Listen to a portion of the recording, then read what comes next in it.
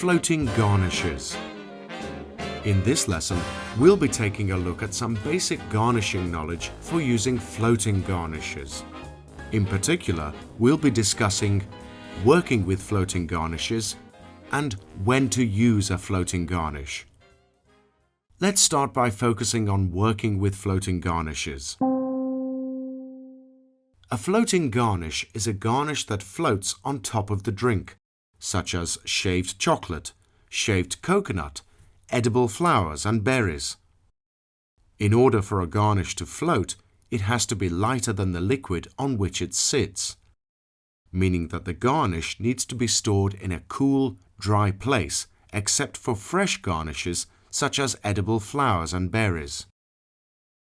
When to use a floating garnish? Just like all garnishes, the floating garnish must only be used when it complements the drink or is part of the flavor base.